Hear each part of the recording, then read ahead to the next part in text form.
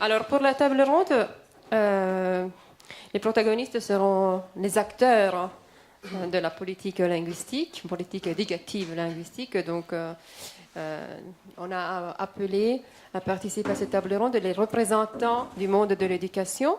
On a 2 élèves, Andrea Favre et Francesca Berti du lycée classique, section bilingue. Oui, il faut ajouter le sel.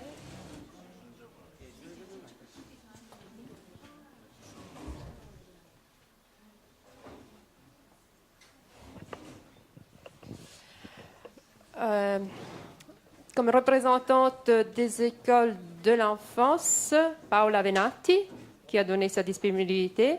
Non, c'est pas elle. Patrizia Berara.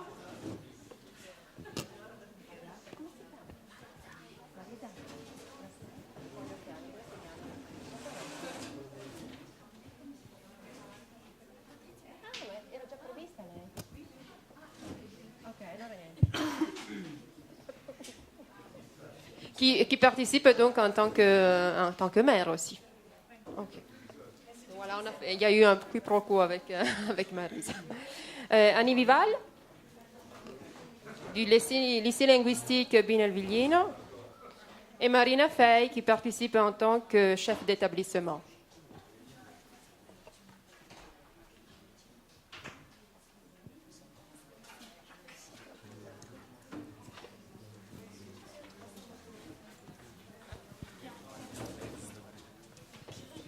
Alors, on leur a demandé d'écouter les différentes interventions de la matinée et sur la base de ce qu'ils ont entendu, de réfléchir en tant que représentants du monde de l'éducation et de proposer, de faire des propositions, chacun dans son rôle propre, pour lancer des perspectives d'action dans le sens d'une remotivation à l'apprentissage des langues et en langue. Alors, on donne la parole en premier aux étudiants et c'est à la fille, à Francesca. Alors, moi, je pense en effet que quand le français sera seulement lié à l'école, en effet, il ne sera pas vécu comme langue primaire, comme l'italien. C'est-à-dire, on devrait ne pas limiter les activités en langue au domaine de l'école, mais par exemple, organiser des activités hors de l'école. Nous, par exemple, comme l'activité d'aujourd'hui, nous, par exemple, on participe aussi au spectacle en langue de la saison culturelle qui permet d'apprendre quand même la langue française, mais hors de l'école et donc en s'amusant aussi, on peut dire. Oui, en effet, les activités qui sont intéressantes nous permettent de voir avec un autre point de vue qui n'est pas le point de vue d'italien, mais c'est le point de vue d'un étudiant qui étudie et connaît une culture différente, qui est la culture française à travers sa langue. Et c'est pour cela que à l'école on étudie les textes grecs comme Homère, l'Iliade, tout ça en français, en comparant les deux langues. Et ce qui est très intéressant, c'est aussi les initiatives proposées par l'école. En effet, en ce qui concerne le lycée classique, il y a un projet qui est au niveau national, qui est la Notte Bianca des lycées, qui toutes les années, dans les premiers jours de janvier, on organise une soirée pour faire voir à ceux qui ne connaissent pas la réalité et l'étude classique ce qu'on étude. Et c'est très intéressant de relever qu'en Italie, mais surtout en Val d'Aoste, on propose un atelier de théâtre en français qui dans les autres régions n'est pas présent. Donc l'étude des langues est fondamentale.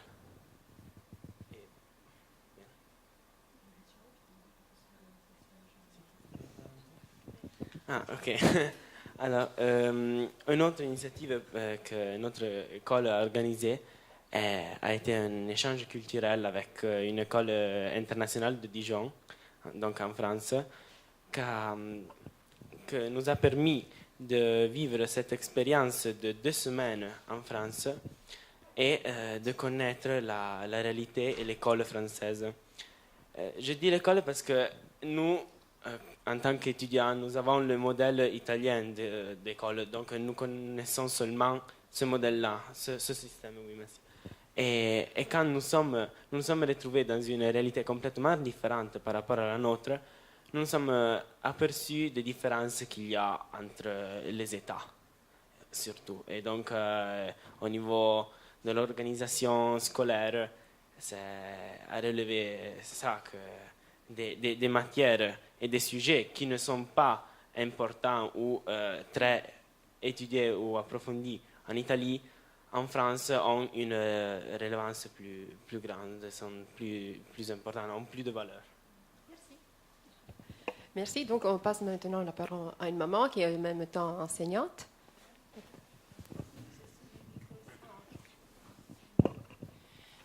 Bon, moi, je commencerai plutôt à faire une analyse en prenant un peu le sujet que tu as abordé par rapport à l'extérieur.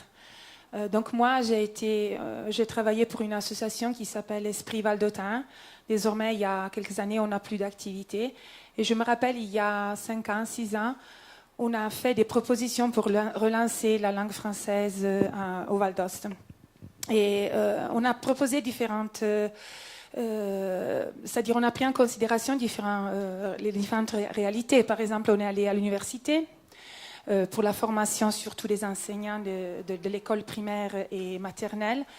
Et on a demandé que le cursus universitaire pour préparer les institutrices valdôtaines, les professeurs valdôtains, soit fait en langue française. Maintenant, je sais qu'à l'université, il n'y a qu'un examen de langue française finale, que la didactique n'est pas abordée en langue française. Donc c'est un gros problème. Parce que le sondage qui a été fait il y a 16 ans, donc en 2001, relate d'une réalité qui a énormément changé. Beaucoup d'institutrices valdôtaines sont à la retraite. Je dis valdôtaines, c'est-à-dire qui connaissaient bien la culture valdôtaine, qui connaissaient bien la langue française.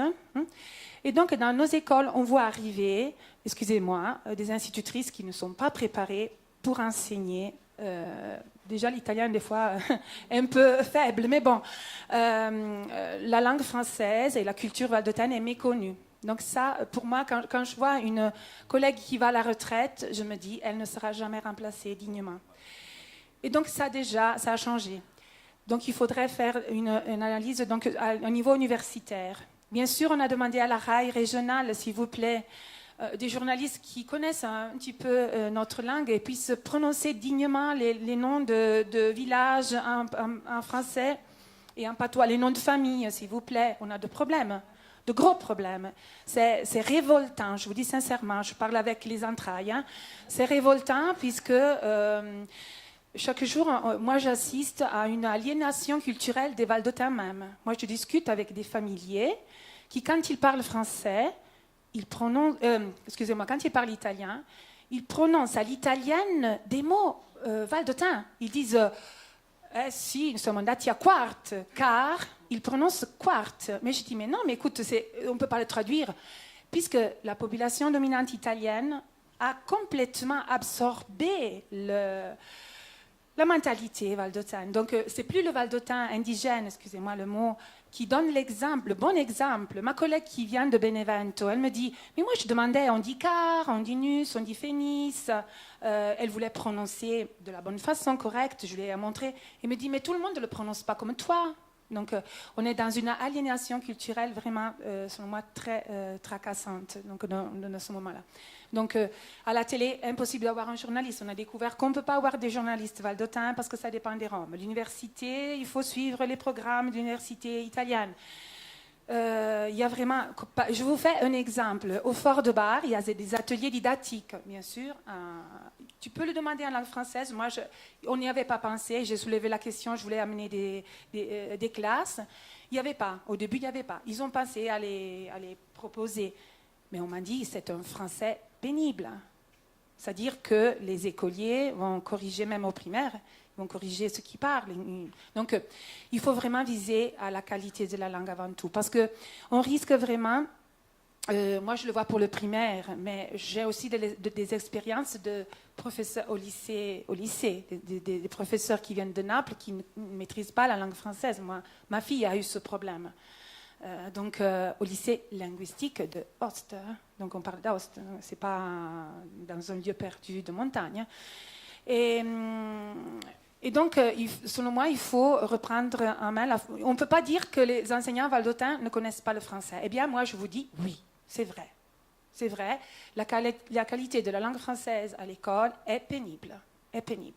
Moi, je suis toujours là pour corriger, pour dire, mais je fais un peu la casse-pied, mais on ne peut pas... je rappelle, on doit enseigner des disciplines, on doit enseigner l'histoire, la musique, les sciences. On doit enseigner en langue française, donc on doit connaître la langue française. Qu'est-ce qui se passe?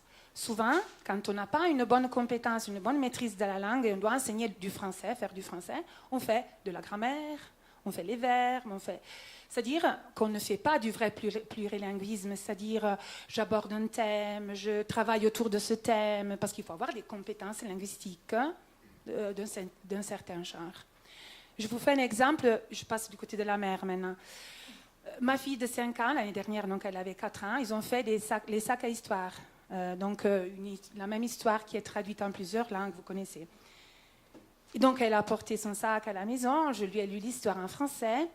Au bout d'un moment, elle m'a dit, donc 4 ans, toute petite, mais maman, mais les maîtresses, alors, elles ne connaissent pas très bien le français. Elles n'ont pas lu comme tu le lis. Tu l'as lu. Donc, vous voyez, un enfant déjà tout petit perçoit la langue. Ils ont quand même une grande capacité. Et des fois, même ceux qui ont la volonté de dire, moi je dis ma langue maternelle est le franco-provençal, c'est pas le français.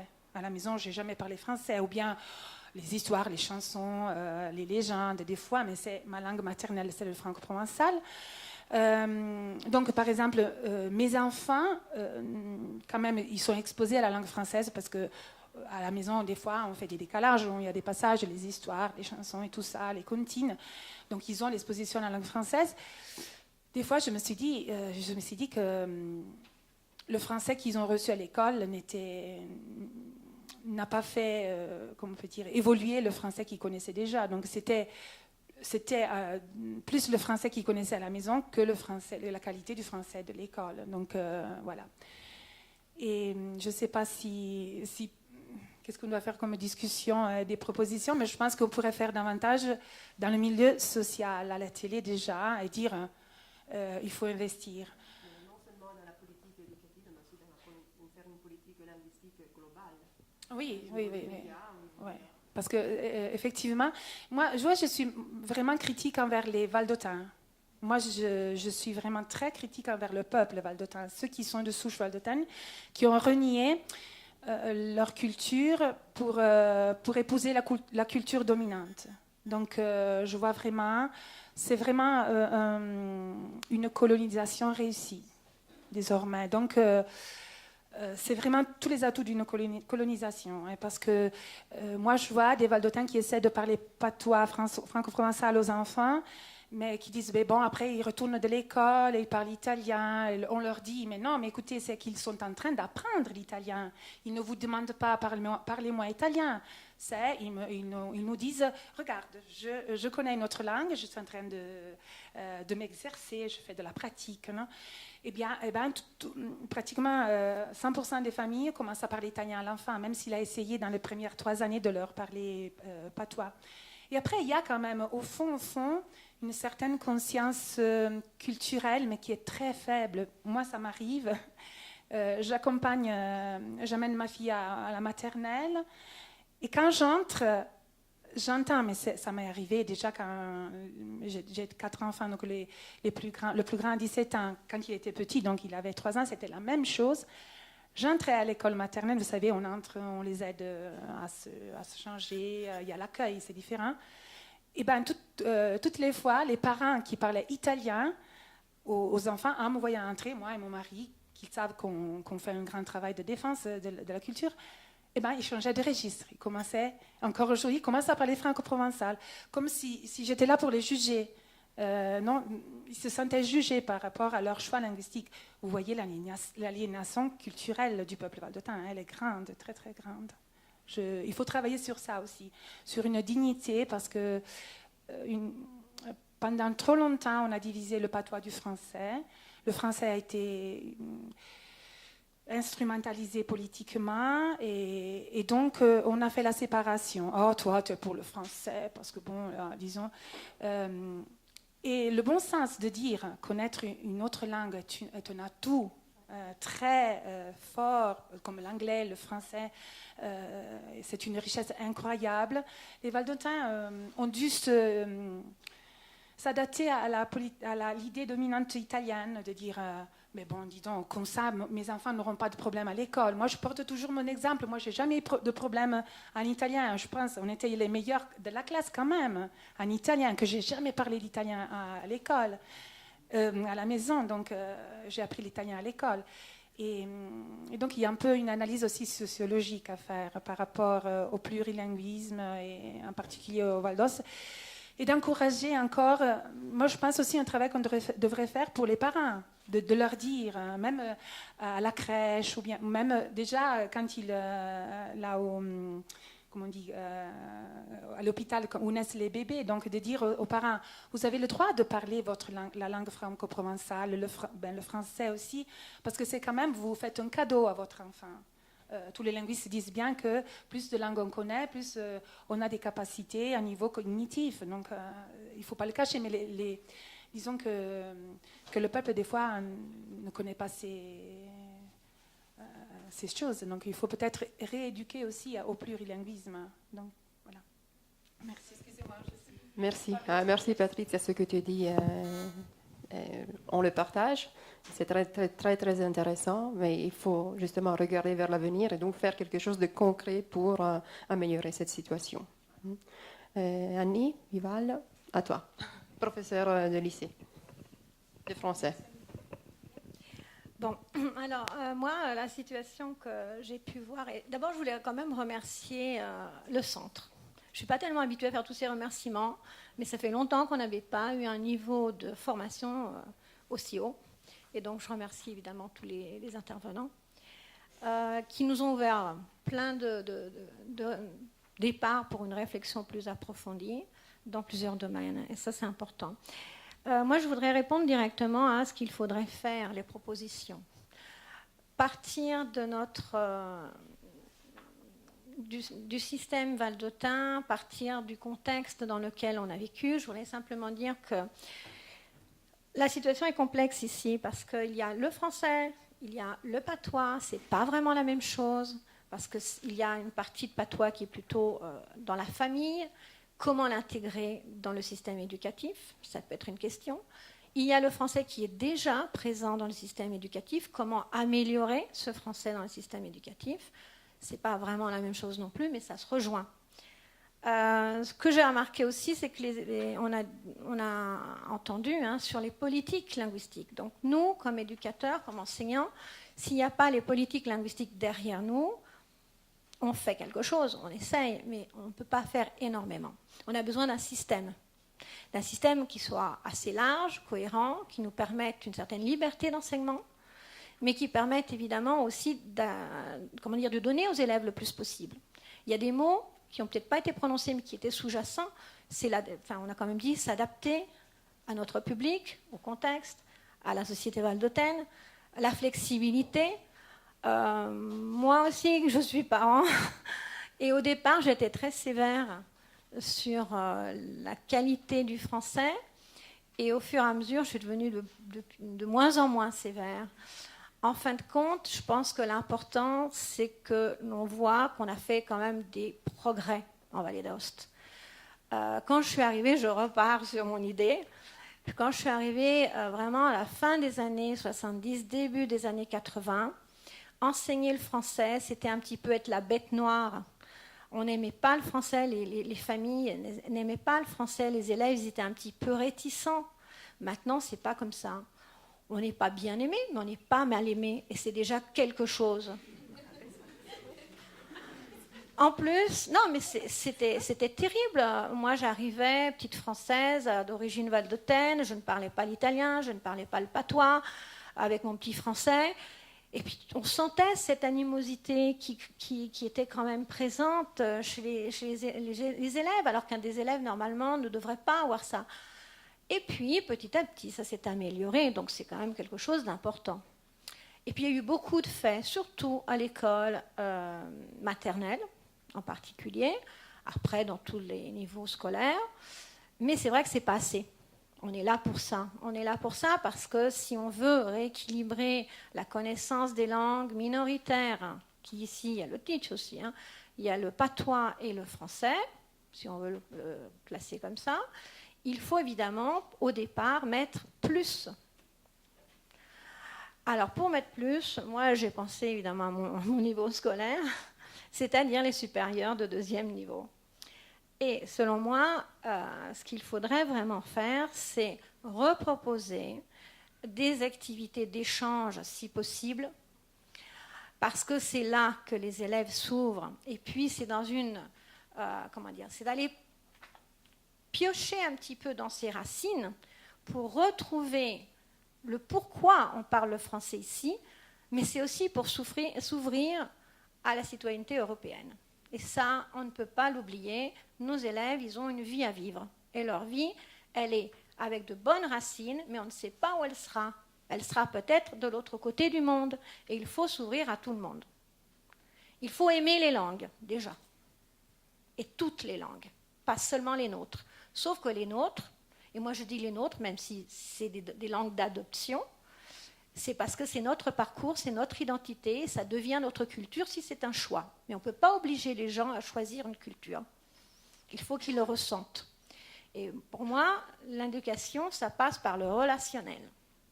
Et donc, la première chose, c'est qu'on doit avoir une politique linguistique forte qui sache donner des orientations, mais ensuite, ça c'est obligatoire parce que les professeurs n'y arriveront pas tout seuls, parce que des fois ils ont des réticences qui sont peut-être bizarres, mais si le parcours est déjà jalonné, ils seront bien obligés.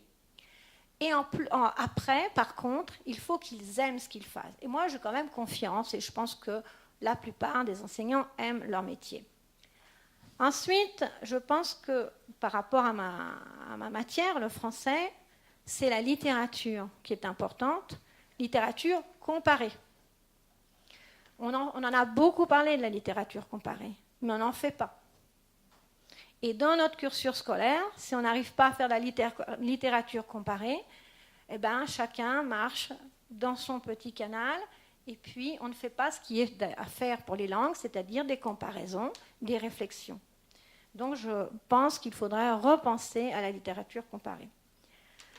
Je suis tout à fait d'accord avec le travail sur le théâtre. Le théâtre, c'est un formidable atelier pour s'exprimer, pour réfléchir, pour se trouver soi-même, et puis pour apprendre les langues correctement.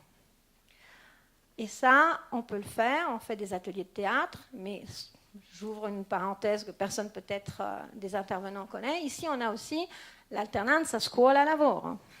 On ne peut pas tout faire dans une journée, il y a 24 heures, mais il faut déjà quand même qu'on dorme. Alors, ce serait bien aussi que ces ateliers de théâtre ou que toutes ces activités puissent d'une certaine façon couvrir un certain nombre d'heures, parce qu'on ne peut pas envoyer tous nos élèves travailler. Mais dans un lycée, le travail, c'est aussi se poser des questions. C'est aussi mettre en pratique des connaissances et se confronter. Ça, c'est du travail aussi. Ensuite, je reporte une réflexion qu'avaient fait des élèves il y a quelques années lors d'un stage à Saint-Jean-d'Angély, Centre européen des langues. Ils avaient dit que pour se sentir européen, il faudrait qu'on ait des chaînes de télévision européennes et que l'on ait aussi la possibilité avec l'ordinateur de pouvoir accéder à toutes les ouvertures des autres. Par exemple, si on est en Italie, qu'on veut voir une émission en français, on ne peut pas, souvent, on peut pas décrypter. Enfin, moi, je ne connais pas grand-chose en technologie, mais enfin, je sais qu'on ne peut pas. Replay, ce n'est pas possible. Donc, on parle d'Europe, mais en réalité, on n'a pas ces possibilités. On a beaucoup plus de possibilités qu'à mon temps. Hein, mais ça ne permet pas des échanges et d'accéder à certains programmes. À ce moment-là, puisqu'on a parlé des médias et qu'on a parlé de la télévision, je dois dire que je ne suis pas trop critique. En général, je suis très critique. Mais là, je ne suis pas trop critique sur les enseignants, même si je pourrais dire des choses. Mais je ne suis pas trop critique. Mais sur les journalistes, effectivement, il y a quand même un problème. De temps en temps, nos élèves nous disent « Mais comment ils font à arriver là, les journalistes ?» Alors on dit « Eh bien, c'est simple, ils font un concours. Celui qui a le plus de problèmes de prononciation, il gagne. » Non, sérieusement, il faut dire que les personnes qui arrivent là font des efforts.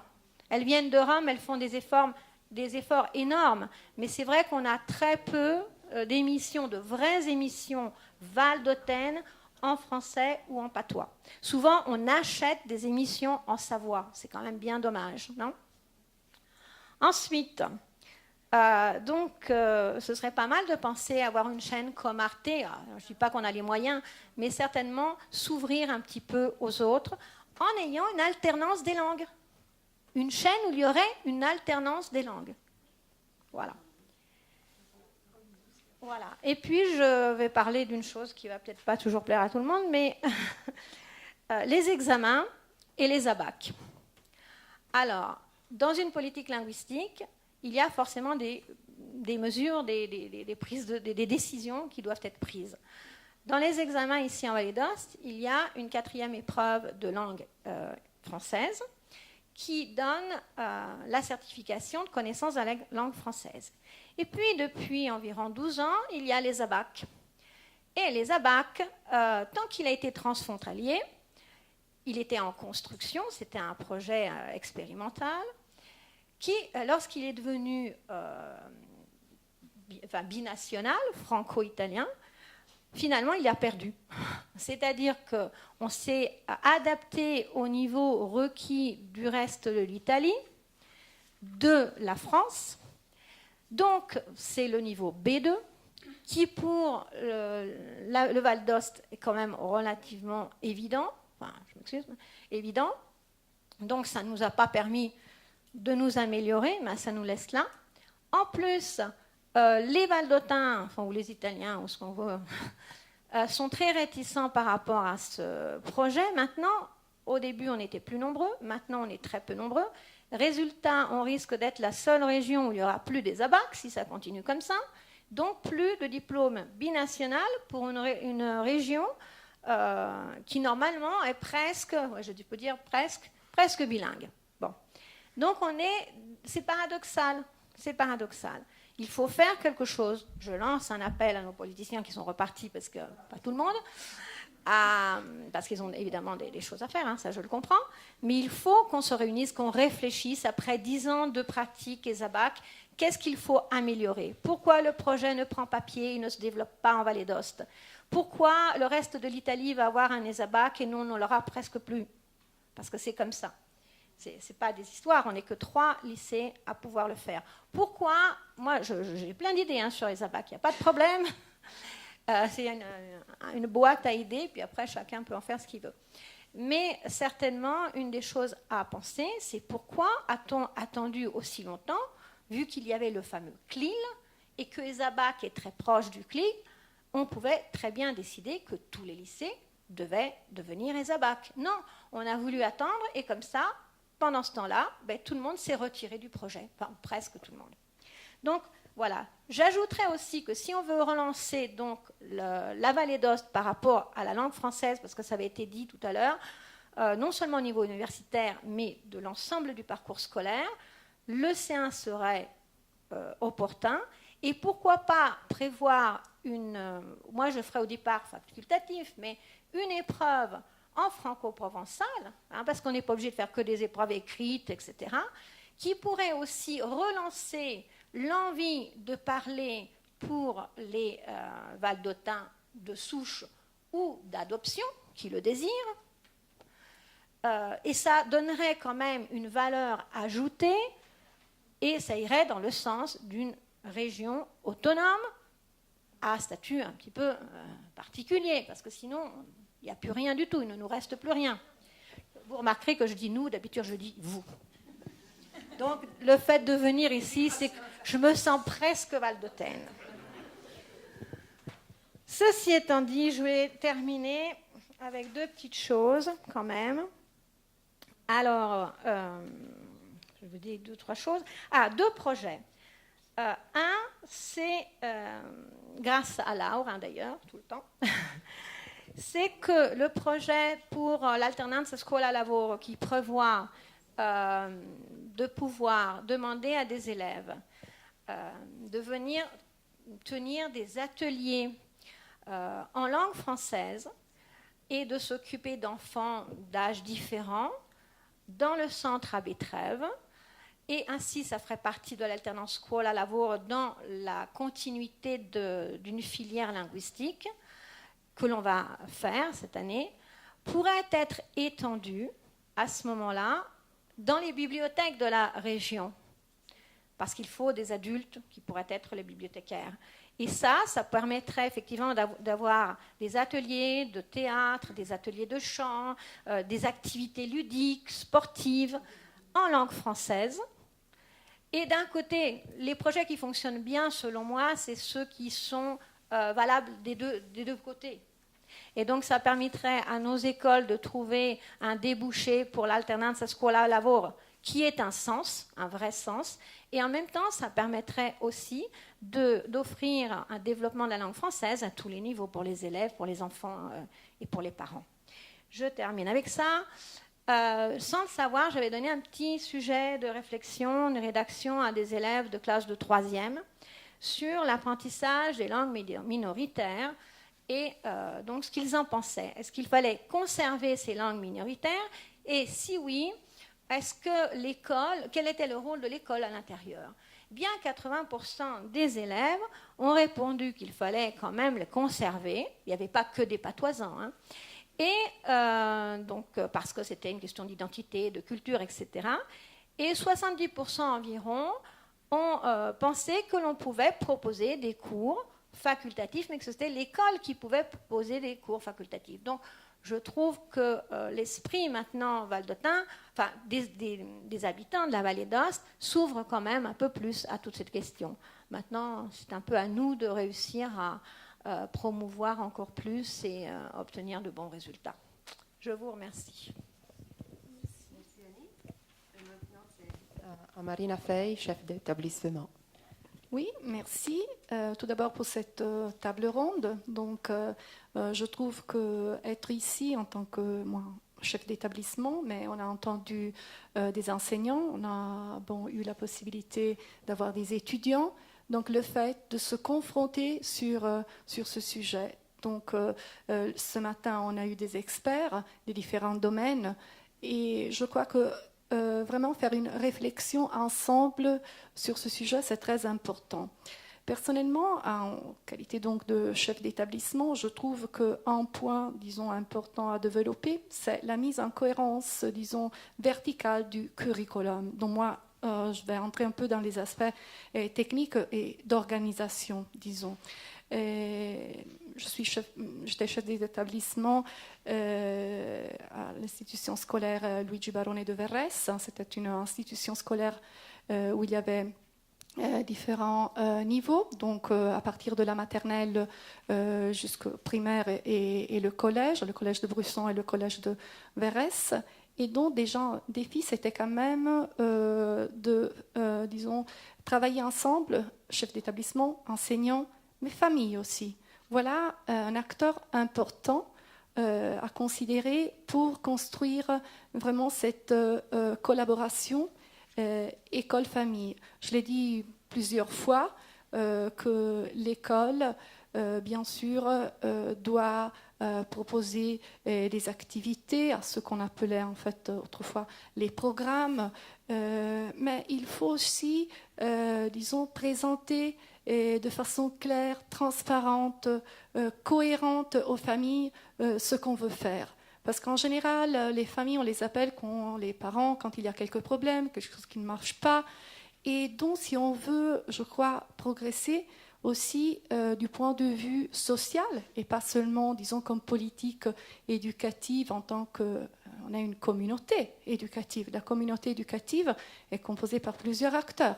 Et donc, faire vraiment participer aussi les familles, surtout, par exemple, à la maternelle et au primaire. J'ai vu que ça marche. Les activités qu'on vient de présenter, par exemple, les sacs à histoire, ou bien les boîtes à histoire. Donc, toutes des activités où aussi les parents peuvent entrer à l'école, les parents aussi des élèves, par exemple, étrangers, ou bien aussi nos élèves patoisants. Et donc, on va reconnaître un peu ce que je disais ce matin, le discours aussi de la valorisation, de l'importance de l'identité, et vraiment remotiver aussi vers un emploi, disons, de la langue française et de la langue aussi franco-provençale et d'autres langues vraiment motivantes. Ce n'est pas quelque chose qui est imposé, c'est ce qu'on avait dit, quelque chose donc qu'il faut faire jusque, je ne sais pas, là,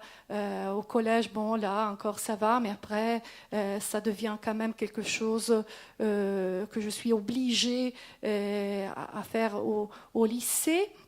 Mais vraiment, j'aime. C'est ce que j'ai apprécié quand ils disaient, mais nous, si on va faire du théâtre ou quand même des activités, par exemple, je ne sais pas, des ateliers ou la saison culturelle, là, on s'amuse. Bon, on avait utilisé ce terme, mais je crois que vraiment, à l'école, pour apprendre les langues, pas seulement les langues, c'est toutes les disciplines, il faut de la motivation. Quelque chose qui part vraiment, qui intéresse les élèves. Quelque chose, quand on avait parlé cet après-midi aussi, des approches, non, des approches actionnelles, des tâches, donner de la motivation. Parce que sinon, les élèves sont là, ils ne sont pas actifs, ils écoutent le cours magistral, oui, mais après, c'est fini. Ils sortent de l'école, là c'est ce qu'on vient de dire, les médias plutôt que, disons, d'autres possibilités qui sont vraiment un peu, je dirais, réduites dans notre contexte. Donc l'importance à l'école, vraiment, de créer aussi ce lien avec les familles et un lien, je dirais, du curriculum bilingue, donc pas seulement se concentrer sur l'école maternelle et le primaire, mais aussi au collège, et pour chaque niveau, prévoir aussi des référentiels, des profils des compétences, c'est-à-dire donner donc aussi une organisation.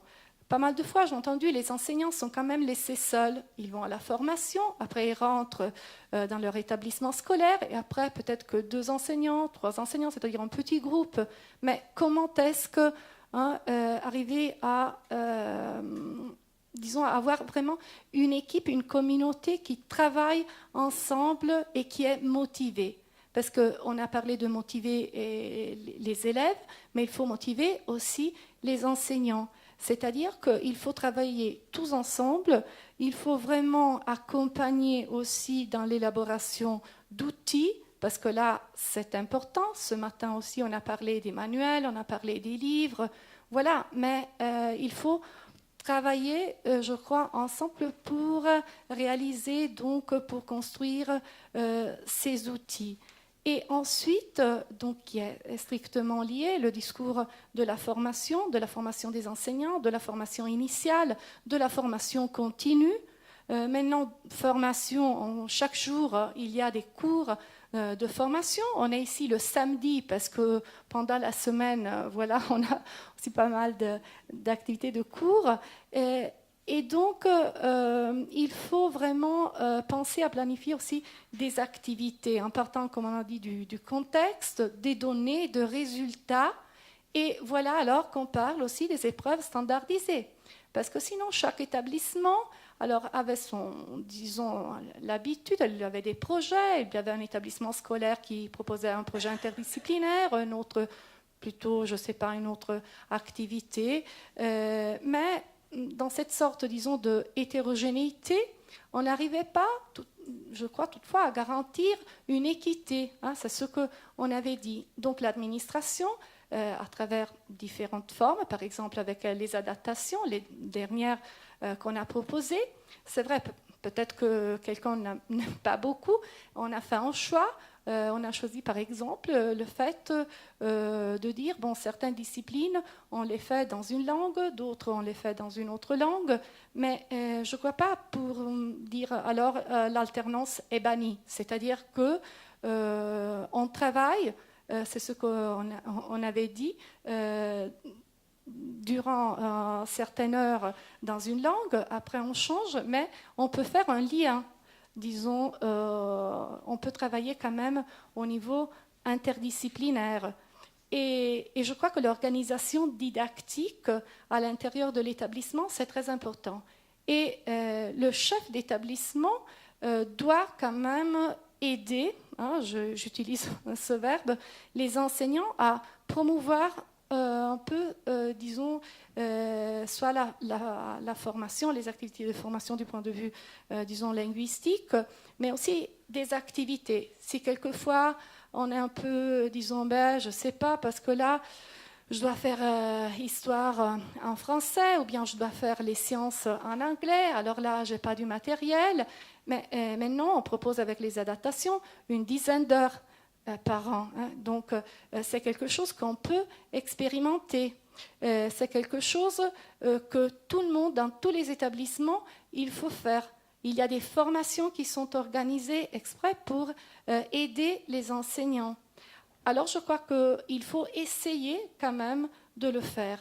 Et quelquefois, c'est aussi, je crois, le fait de vous obliger, c'est un peu un verbe fort, hein, mais c'est un peu ce qui s'est passé. C'est-à-dire que dans certains établissements, on a continué à travailler. Par exemple, moi je parle de l'établissement scolaire où j'étais, on a toujours travaillé sur la didactique intégrée, par exemple, des langues.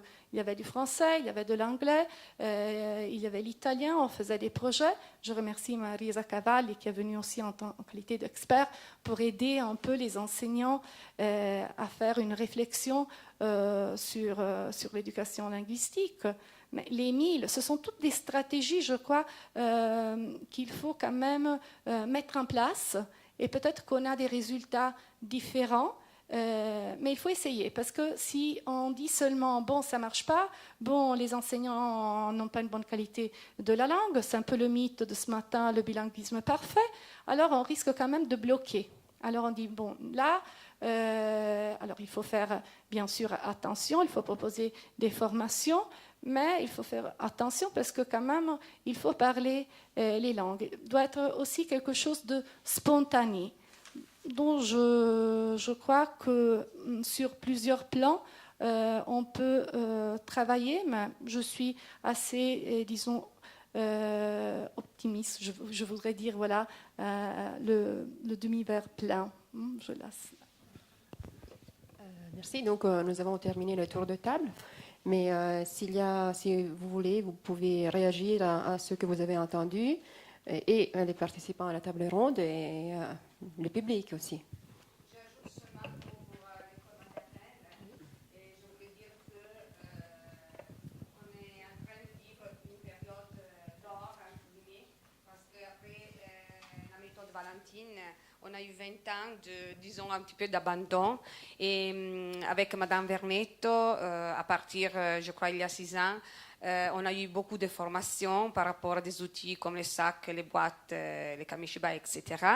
Mais je pense qu'il est important de continuer à faire de la formation à ce niveau-là, c'est-à-dire réfléchir sur les représentations, les théories et les modèles qu'utilisent les institutrices et tous les enseignants, parce que avoir d'outils, c'est une chose très importante, mais il faut vraiment mobiliser l'idée, les représentations mentales des enseignants, parce qu'autrement, les outils pourront être utilisés d'une façon moins efficace.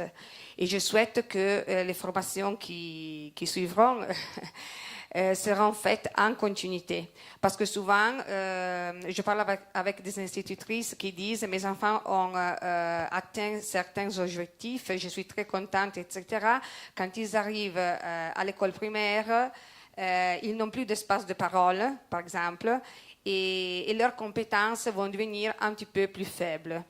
Et ça, c'est vraiment dommage. Alors, je crois que la formation en continuité, c'est vraiment une stratégie qui peut avoir seulement du succès. Merci. Et il y a M. Raimondi qui veut intervenir. Franco.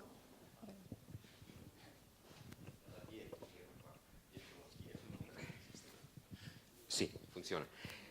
No, solo una precisazione sulla questione della formazione iniziale universitaria. Sì, non è acceso. Perché la situazione in realtà adesso è cambiata e anche il surintendant può essermi testimone, posto che non insegno a scienze della formazione primaria, ma comincia quest'anno il 4º anno del nuovo ordinamento di scienze della formazione primaria, che è un corso organizzato su 3 lingue, in cui teoricamente gli insegnamenti vengono impartiti in francese. E così come è stato anche preso in conto l'abbassamento del livello, innalzando il livello del test d'ingresso. L'unica riflessione che sottometto alla vostra curiosità è che quest'anno c'erano 39 domande di partecipazione e solo 8 candidati, a causa della prova di francese, sono stati ammessi. Quindi, come dire, la ripartizione del funzionamento della macchina complessivamente della formazione va un po' rivisto nel suo complesso, ecco, non solo nella sua fase terminale. Così come sarà poi il caso che Scienze della Formazione si doti anche degli strumenti per verificare se le conoscenze che vengono trasmesse attraverso l'uso di una lingua che non è la lingua materna,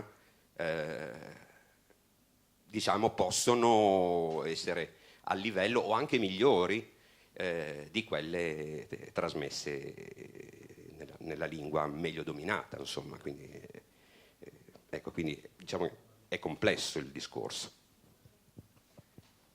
Il y a d'autres interventions?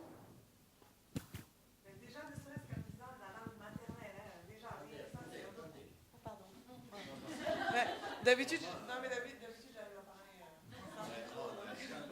Désolée, c'est le midi de la France. J'ai un temps de voir.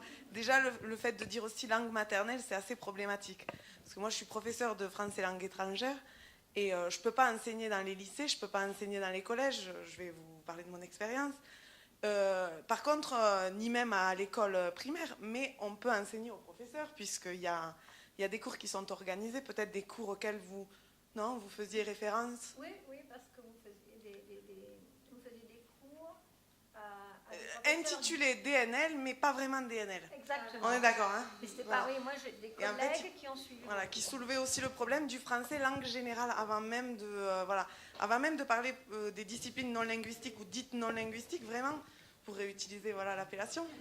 Il y avait aussi un problème de français langue générale. Donc nous, on nous a dit de travailler sur ça et effectivement, en tant que professeur, je ne pouvais pas tellement travailler sur des disciplines dites non linguistiques parce qu'il y avait d'abord effectivement le français général. Et c'est très bien. Ils viennent de dire qu'il y avait 8 personnes qui avaient réussi. Moi-même, j'ai participé au test. Je suis tantôt des deux côtés. Et c'est vrai qu'il y a des soucis linguistiques, mais il y a aussi des soucis dans l'appellation langue maternelle, langue seconde. C'est compliqué parce que langue étrangère, on ne sait pas trop où se positionner. Moi, je ne peux pas enseigner, par exemple. Et pourtant, je fais passer donc les examens, bien sûr, du DELF-DALF, tout ça. Mais donc, il y a un peu ce paradoxe. Et voilà. Donc forcément, ils ouvrent des cours à 25 personnes. Et l'université de la Vallée d'Aoste, c'était magnifique, puisque moi-même, je suis étudiante maintenant à nouveau, mais on est 4 parfois dans les cours. Donc pas en sciences de l'éducation et de la formation primaire. On est 4 en cours, donc c'est génial, parce qu'avec les professeurs, c'est comme si on allait au café. Donc j'ai jamais vu ça. Non, j'ai jamais vu ça parce que j'ai étudié à distance à Grenoble, mais j'ai étudié à Toulouse. On était. C'était différent.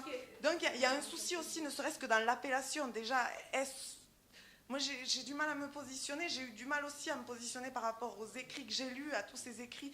J'ai eu beaucoup de mal, voilà. Ça a été, pour moi vous parliez de formation, je pense qu'il faut faire une bonne recherche là, actuelle. Et voilà, il y a du travail, dans la recherche en tout cas. C'est clair, pour répondre à toutes ces questions. Vous parliez de culture aussi, langue et culture. Bon, après, y a-t-il la culture? Je ne sais pas, il faut réfléchir à tout ça. Et juste une précision, en fait, je n'en avais pas parlé, des compétences, oui, je crois qu'on entend des compétences en fait européennes plurilingues. Hein, et on a des certificats, quand même des certifications. Maintenant, on a fait, disons, une sorte de fiche. On vient de la revoir à l'école maternelle. C'est ce que je disais avant sur le référentiel, sur des profils. On est en train de travailler sur ça. Et aussi pour, disons, l'école primaire et pour le collège. Il y a un groupe de travail du primaire qui est en train de préparer le profil et surtout avec les collègues de la maternelle, on a travaillé sur le profil du français et aussi, disons, en tant aussi qu'activité à travers l'approche plurielle. Non, là, c'est un peu ce qu'on disait ce matin sur le fait d'avoir le cadre européen des références des langues, mais aussi le CARAP, c'est-à-dire d'instruments qui permettent aux enseignants aussi une approche vers les langues qui tiennent en considération diverses compétences. Et dans le document, donc à la fin, sortie du premier cycle, nous avons choisi, disons comme compétence, la communication dans la langue italienne, dans la langue française, justement pour le discours de la langue maternelle dont on parlait, la communication dans les langues étrangères, parce qu'on a l'anglais, l'allemand dans la vallée du Lys, et les compétences plurilingues. Hein. On demandait avant, mais donc, quelles sont les compétences plurilingues? On a fait un choix, par exemple, sur le fait de, aussi un peu difficile, probablement à évaluer, mais sur la curiosité, sur l'ouverture, le respect, par exemple, de la différence linguistique et culturelle, l'emploi de compétences donc, pour passer d'une langue à l'autre, dont je crois qu'il y a vraiment cet effort de la part de l'administration et du groupe aussi d'enseignants, parce que quand on fait ce travail, ce n'est pas seulement un travail fait par, disons, des dirigeants techniques ou bien par des chefs d'établissement, mais il y a à l'intérieur des groupes des enseignants. Aussi, quand on a travaillé sur les adaptations, donc c'est vraiment, je crois, ce travail fait par un groupe de personnes qui a une vision aussi différente du point de vue, disons, de l'école, donc de l'enseignement. Et donc, je voulais faire simplement cette précision parce qu'on a introduit aussi l'épreuve standardisée. Et là aussi, quelqu'un peut dire, bon, mais alors là, des épreuves, tout le monde dans le même établissement, la même épreuve. Pour l'examen, par exemple, de français, à la fin du premier cycle, le même examen dans tous les établissements, mais on a des contextes différents. Oui, mais il faut partir, il faut analyser quand même des données. Et donc, je crois aussi, pour le discours de l'équité, hein, pour se rendre compte, on a une structure, il ne faut pas oublier, régionale, qui s'occupe d'évaluation, la SREV. Et donc, c'est à partir de données concrètes. Ce n'est pas seulement des suggestions, des hypothèses. Bon, je crois que dans mon établissement, ça marche ou pas. Mais on va étudier de façon aussi scientifique ces données, ces résultats. Mais pas pour dire là, c'est un bon collège ou bien une bonne école primaire. Hein, c'est pas là. C'est pas qu'il faut dire première place à l'établissement X. Non, c'est pas ça. C'est vraiment en partant de la situation, chercher à améliorer. Donc une évaluation de système pour permettre, disons, aussi du point de vue pas seulement linguistique, dirais-je. Hein. C'est-à-dire que c'est vraiment là le sens du travail, en partant de données concrètes. Vraiment, c'est là. L'année passée, on donnait de très bons résultats, par exemple, soit au niveau primaire, soit au niveau collège. Les épreuves faites, disons, à la fin, disons, de la 5e, deuxième année aussi du primaire et la 3e année du collège. Donc, ce n'est pas vraiment qu'on a des résultats négatifs ou que, bien sûr, il faut travailler, on peut améliorer, mais il y a déjà des bases d'où on part. C'est tout. J'aimerais seulement ne pas rater l'occasion d'avoir ici Dominique Huc, et en reprenant ce que vous avez proposé, notre collègue enseignante de langue, à propos des certifications. Vous avez dit qu'il y a le problème de l'ESABAC. Alors, je vais demander à... j'ai d'énormes perplexités personnellement par rapport à l'ESABAC. Je t'ai entendu dire que tu as d'énormes perplexités comme mesure à propos de l'ABIBAC. Alors, je te demanderai de te positionner, mais je continue encore un instant par rapport à ce que la collègue a proposé. Certification du franco-provençal. Sachez qu'en Corse, il y a une certification pour la langue corse qui est reconnue, mais pourquoi pas pour les langues que les enfants connaissent parfaitement, que ce soit l'arabe, l'albanais, ou pourquoi ne pas faire en sorte que l'école reconnaisse l'ensemble des langues qui composent le répertoire des élèves, avec des options, par exemple, etc. Alors, pourquoi la BIBAC n'est pas... Puis, alors, dernière proposition... Moi, ça va pour peut-être comme finale. D'accord, oui, c'est ça. En fait, la question de ce baccalauréat-là, de cette formule-là, me semble paradoxale dans le système éducatif tel qu'il est pensé. Il est pensé, je le redis, il est pensé dans une logique français langue régionale. Or, si je puis dire, bon, je ne l'ai pas développé parce que je n'ai pas eu le temps ce matin, il y a actuellement une discussion un peu, comment dire, elle est passionnée sur, finalement, c'est quoi la langue régionale, quelle est la part de l'alsacien, etc. Et en fait, on est arrivé à un moment où le recteur avait bien, le recteur, donc le responsable régional de l'éducation, avait bien souhaité que le cursus bilingue soit, si je puis dire, couronné par un baccalauréat qui est une estampille particulière. Et c'est le ministère de l'Éducation nationale qui a refusé, dit ce sera soit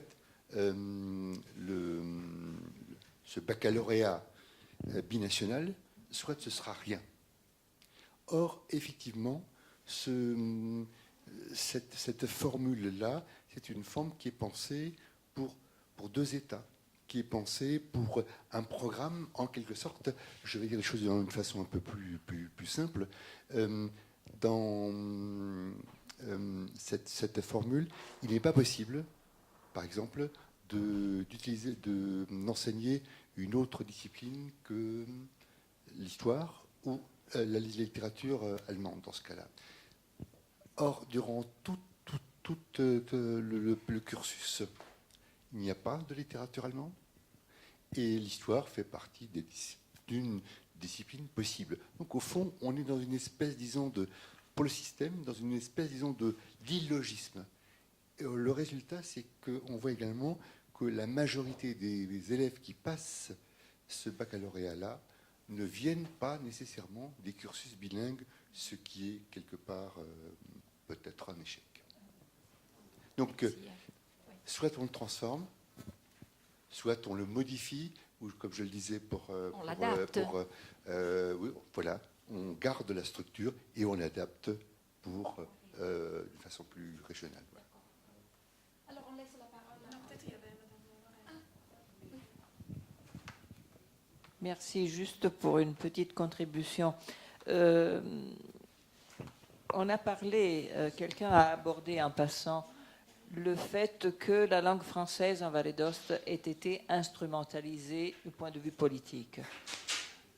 Et si d'un côté, je crois que cela a contribué à, disons, sauvegarder la langue française, de l'autre a aussi été un obstacle au fait que la langue française soit perçue par tout le monde comme un patrimoine à tous les Valdôtains d'adoption ou de souche, indépendamment de l'appartenance à un parti plutôt qu'à un autre.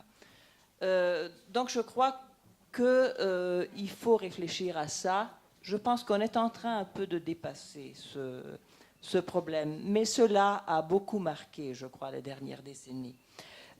J'ai été bibliothécaire pendant 30 ans dans ma commune. Les bibliothèques sont un acteur important du point de vue de la diffusion de la langue française, du point de vue linguistique. Et j'ai dû combattre les préjugés, parce que les enfants qui venaient accompagnés par leur maman, qui se jetaient sur un album en français, c'était la maman qui disait « Ah, mais in francese ». Et alors, il fallait dire « Mais non, mais regardez, c'est joli, c'est bien fait. » Donc les bibliothèques jouent un rôle important pour faire comprendre aux gens qui, après l'école, ont abandonné et mis de côté la langue française, qu'ils ont la possibilité de lire en français et de lire des livres dans la langue originelle. Et donc il faut faire un travail patient pour les rapprocher de nouveau de la langue française. Et après, ils s'aperçoivent qu'ils savent lire en français, qu'ils peuvent lire des romans en français. Mais il faut faire un effort. Problème des médias, l'information, on l'a abordé au Conseil de la Vallée. Moi, je l'ai soulevé parce que moi aussi, je suis allergique aux prononciations de nos toponymes, des anthroponymes, des noms de famille. C'est un problème pour la RAI parce que le personnel est embauché à Rome. Donc, ces journalistes qui sont de très bons journalistes ne connaissent absolument pas la prononciation et il n'est pas prévu qu'ils fassent des cours, qu'on leur apprenne au moins à prononcer correctement les toponymes et les anthroponymes. C'est un problème parce que ça fait école. Moi, j'entends les gens qui disent « torgnone ». Voilà, à la télé, ils disent comme ça, donc c'est la télé qui certifie la prononciation. Et évidemment, il faut réagir et il faut travailler. Je travaille aussi dans le domaine du tourisme. Je crois que les opérateurs touristiques ont très bien la perception de la valeur de la connaissance de la langue française. Il faudrait peut-être valoriser cette connaissance en faisant un peu plus de promotion et de publicité dans les pays francophones, la France, la Suisse, mais pas seulement. Donc voilà ma contribution. Je vous remercie encore parce que ça a été une journée très enrichissante.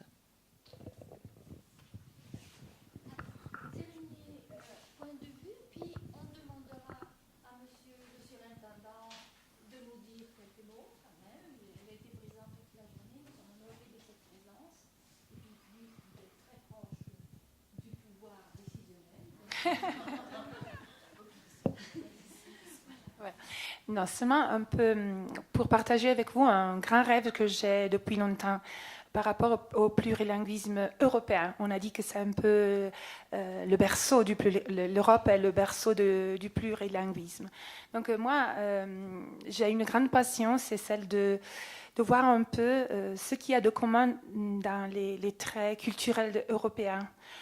Et j'attends qu'une recherche soit faite, quand même des éditions pour les enfants, pour les adultes, pour tout le monde soit fait sur ce qui a vraiment de culture européenne. On parle de plurilinguisme.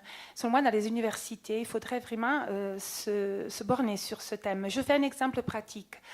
J'ai une passion, c'est de voir un petit peu comme la religion chrétienne s'est installée en Europe et a repris tous les rites païens, donc si vous voulez celtiques, et les a transformés à son gré, à ses besoins. Non, donc par exemple, pour faire un exemple pratique, la Toussaint n'existe pas dans la Bible, a été repris puisque pour le calendrier celtique, c'était le premier jour du calendrier, le 1er novembre. Après, on lui dit Halloween, c'est américain. Non, attention, Halloween, c'est européen, 100%. Attention, comme vous dites les choses. Hein. Et donc, par exemple, de travailler à travers le plurilinguisme sur des thèmes comme la Toussaint, ça peut être le carnaval. Par exemple, j'ai découvert, pour nous les Valdôtains, l'ours La symbologie de l'ours, c'est celui qui porte le printemps.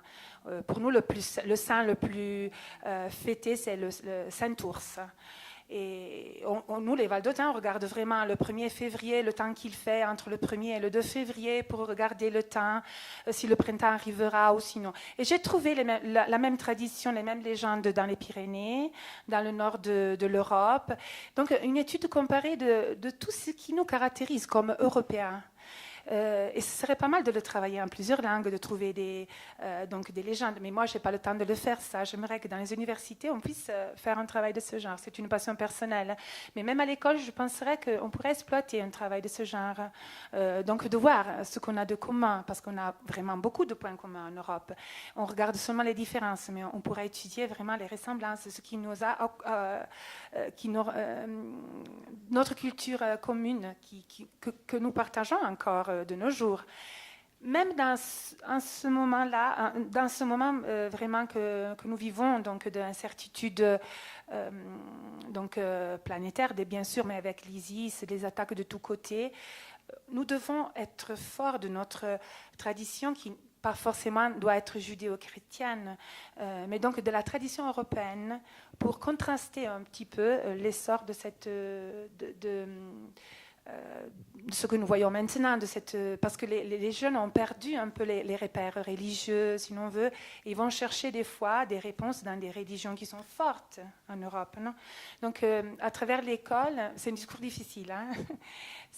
À travers l'école, donc, de reprendre en main ce qui est les bases de les fondements de notre culture européenne, pour transmettre quand même ce sens d'appartenance à cette culture, et donc de donner aussi aux jeunes des valeurs condivisées. C'est difficile à expliquer parce que... Non, mais c'est très intéressant. Je ne sais pas si vous avez saisi. Vous avez ouvert on a parlé beaucoup de langue et un peu moins du rapport de la langue à la culture. Mais votre discours, à mon avis, pourrait être transposé non seulement à tout ce qui... C'est très bien de trouver ce qui nous rassemble, mais il faudrait peut-être penser en termes de mondialité, parce que le discours que vous avez fait pour l'Europe, c'est vrai aussi pour certains pays du Maghreb, bien que là, il y ait d'autres problèmes à affronter. C'est-à-dire essayer de chercher ce qui fait notre humanité commune. Quand même, moi, j'ai vraiment... je pense qu'il faut donner vraiment beaucoup d'importance à la culture européenne, puisque on n'a jamais vraiment construit une conscience européenne. Et c'est ce qui fait un peu notre faiblesse des fois culturelle par rapport à l'Amérique dominante plutôt qu'aux pays arabes on voit maintenant. Oui, mais c'est pour intégrer, mais même pour donner à nos jeunes une force nouvelle. Mais il faut faire attention, c'est-à-dire ne pas recréer certains biais identitaires fermés. Quand il faut se penser, je pense, on est de plus en plus interdépendants. Et si on regarde vraiment le monde tel qu'il est maintenant, nous avons vraiment fortement besoin de voir toutes les similarités qui nous unissent sans les diversités. Donc je serais d'accord avec cette idée à vous, mais je la verrais beaucoup plus large et beaucoup plus étendue. Oui, on peut faire les peuples de montagne. C'est d'accord, mais c'est vraiment là. Oui. Moi, je le vois pour la jeunesse. Ok. Merci, mais merci. C'est vrai, il faut ouvrir aux cultures. Bon, alors, on vous laisse un mot. Oui, merci beaucoup. Il est 4h20, donc on m'a demandé cette intervention. Je ne veux pas vous ennuyer avec mes réflexions. La journée a été très intéressante. À partir de 9h de ce matin, je me suis mise à l'écoute de toutes vos suggestions, qui ont été très intéressantes. En plus, c'est des suggestions qui viennent des linguistes, des psycholinguistes, des enseignants, donc d'ordre pédagogique, méthodologique. Moi, je suis juriste de formation, donc en général, j'ai une autre genre d'approche. Alors, ce que je veux dire en tant que surintendant, en tant que donc, responsable administratif du secteur de l'éducation en Vallée d'Ost, c'est ça. Il y a un grand défi qui attend l'école valdôtaine dans ces prochaines années. Et le défi est, à mon avis, le fait de donner à tous nos élèves, à tous nos étudiants, l'égalité des chances. Parce que si on est tous d'accord que les langues sont le passeport qui est requis par l'Europe pour leur donner des chances, pour leur permettre de trouver un travail, Alors, il faut faire en sorte qu'ils aient les compétences linguistiques pour travailler avec leurs rivaux. Je dis bien rivaux entre guillemets, c'est-à-dire leurs collègues français, allemands, suisses ou anglais.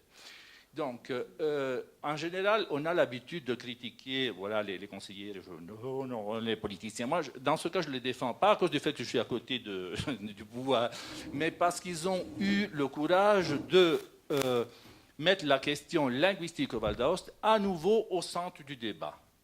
Parce que si on est là, si on parle de cette question, c'est très important, parce que c'est grâce au fait qu'on en parle qu'on peut améliorer la situation actuelle, qu'on peut faire des choses pour l'avenir de nos étudiants. Parce que si on leur enseigne qu'on n'est pas égaux à partir de l'école, alors c'est là le grand échec de l'école Valdôtaine. Parce que ceux qui ont eu des moyens ont toujours existé, ceux qui ont envoyé leurs enfants, leurs fils faire leurs études, compléter leurs études en France ou en Angleterre. Et il y en a encore aujourd'hui. Mais je crois que ce n'est pas le but d'une politique scolaire correcte, celle de donner des chances à ceux qui en ont déjà. Donc il est vrai qu'il faut faire des efforts, il est vrai qu'il faut faire des efforts, il est vrai aussi, Nassira vient de le dire, on était 4 dans notre cours universitaire. Oui, je crois que c'est la seule partie du monde. Oui, mais bon, ce que tout le monde reconnaît, c'est qu'on investit beaucoup en Vallée d'Aoste dans le secteur de l'éducation. On fait des formations, on investit beaucoup.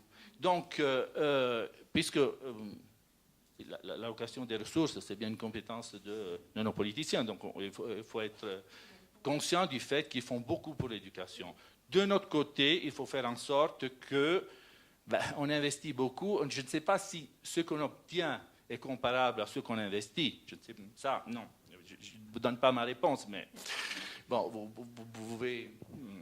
vous comprenez ce que je pense. Mais bien sûr, il faut améliorer dans ces tâches. Et surtout, et je le répète, il faut donner l'égalité des chances à tout le monde. Parce que c'est ça le vrai défi de l'école de demain. Parce que le défi de l'école valdôtaine est de faire en sorte qu'un système scolaire fasse ce qu'ailleurs est fait dans les écoles privées et dans un nombre très restreint d'écoles privées. Voilà, à mon avis, la direction vers laquelle il faut œuvrer dans les prochaines années. Merci.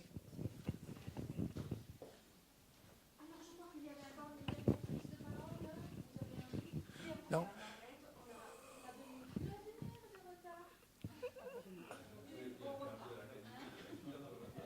Pour répondre à madame, les racines culturelles de l'Europe ont été abouties par plusieurs auteurs. Je pense à Le Goff, je pense à Eco, je pense aussi à Valdôtaine, Federico Chabot, ça suffit de lire.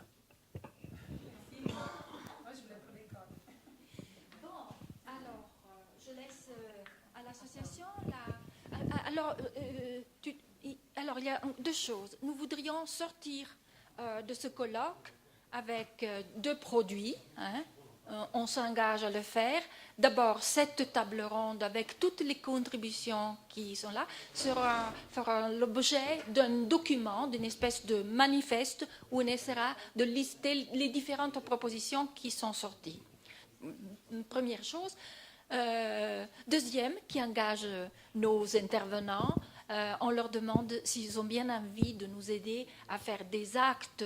Et on les a un peu pressés, on leur a donné peu de temps pour laisser de l'espace au débat, donc on leur demande s'ils sont bien disponibles à écrire leurs textes, comme ça ils pourront développer en plein leurs pensées, et surtout cela restera disponible pour ceux qui n'ont pas pu participer et pour ceux qui ont envie de revenir sur les idées qui ont été développées aujourd'hui. Merci infiniment pour tout.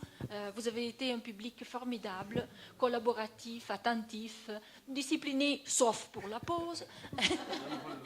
Et merci encore infiniment. Oui, je voudrais dire que la séance a été enregistrée. Tu l'as déjà dit toi? Non.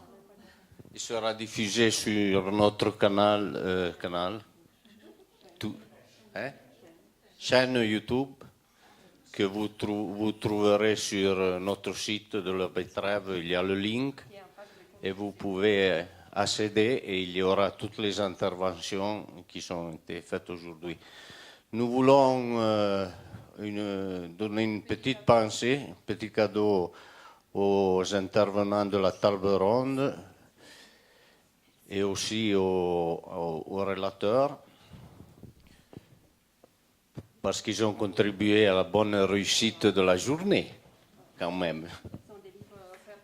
Ah oui, oui, et ces livres sont offerts par l'assessorat éducation et culture de la région autonome du Val d'Ost. Et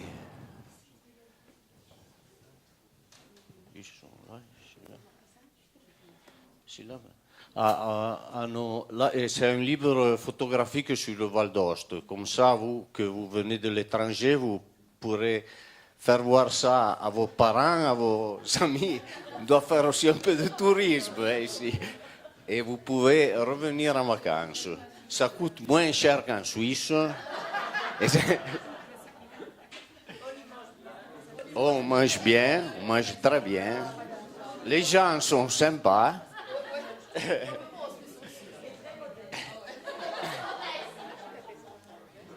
S'il te plaît.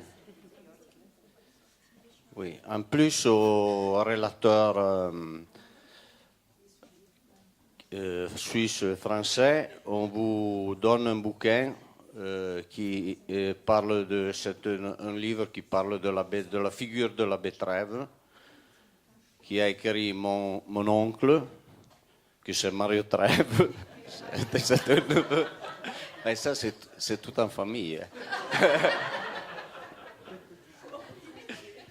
Vous savez, en Italie, ça marche comme ça. Ah, et après, à Marisa, on lui a fait une petite pensée, parce que nous, on a jeté... Oui.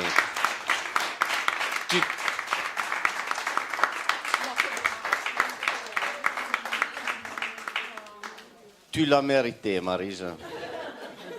Nous avons jeté la graine, toi tu as fait surgir la fleur.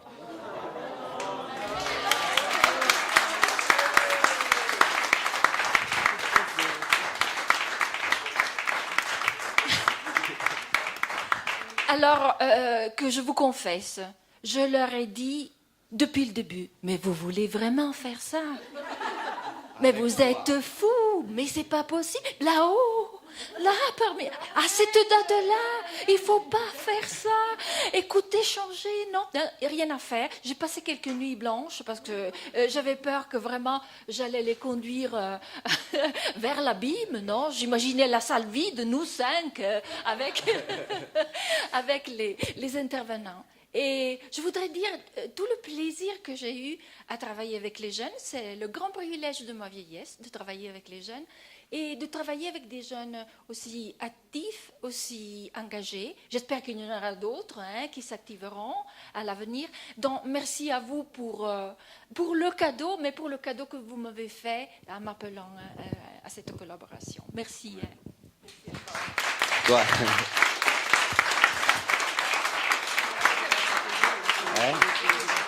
Toi, tu m'as fait un cadeau à m'appeler jeune.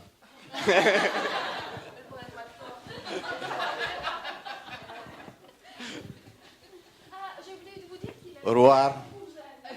Bon. No, che dire più giù, arriva lo zio, ora la più giù.